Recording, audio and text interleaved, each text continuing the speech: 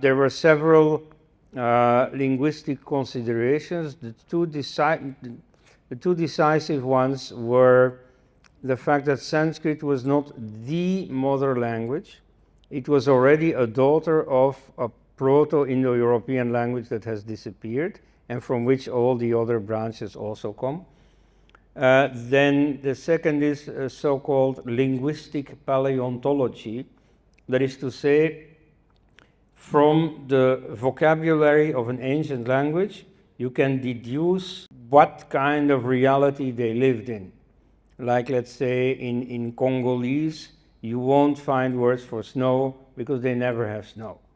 Now, here, what they found was that you find a few typically Western European elements, like the beech tree, which you find in France mainly.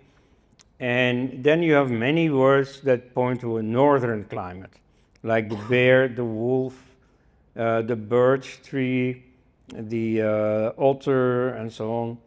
Now, what they didn't sufficiently realize, at least not in Europe, those who go against it were Europeans settled in India. Like, for example, the arch-colonialist Mount Stuart Elphinstone.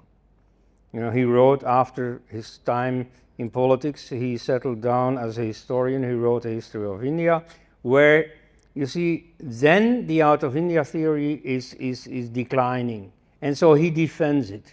He says, you see, there is no testimony in Indian scripture of any home outside India. You know, it is not logical, it is very special pleading to forcibly want them to come from outside India. So some people defend it, but you see, at that time the arguments are too strong. So people don't realize that there are bears and wolves and otters in India too, and that even in hot countries you have islands of cold climate, namely near the mountains. But you see, what helped mainly is a non-linguistic argument, namely a literary argument. Then the first translations of the Vedas are made. And so they look for historical information in the Vedas. And there are a few battles, especially the well-known Battle of the Ten Kings. And there they read, at least in their understanding at the time, that there is a description of white people overcoming dark aboriginals. Now that's a bad translation. First of all, there are a number of details that plead totally against it, like the Aryans come from the east and the so-called aboriginals come from the west. That's already not exactly as it should be. And then there is a translation of the enemies as the black people. Now, sometimes the enemies are called the black people.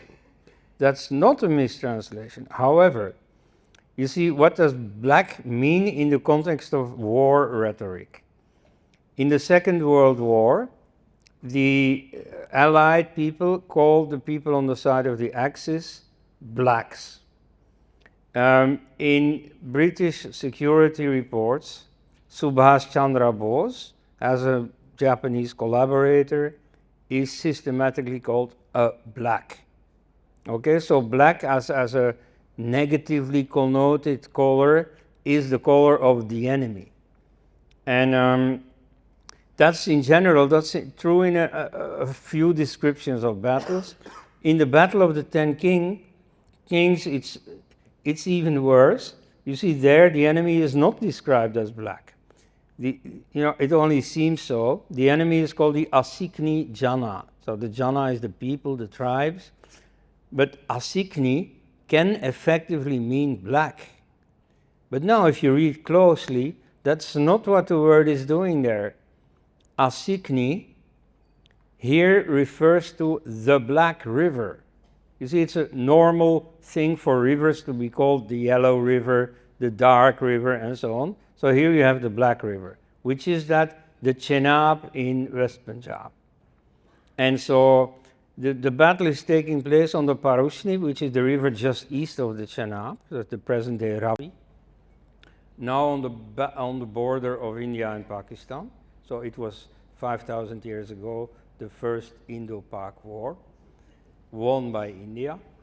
And so Sudas, the Vedic king, is pushing to the west, to the Chenab River, and his enemies are coming from the Chenab River. So Asik Nijana means the people from the Black River, the people from the Chenab. So here it's just a mistake to say, oh, these are the black enemies. So here you have a cosmic mistake, just a silly translation mistake with such enormous consequences.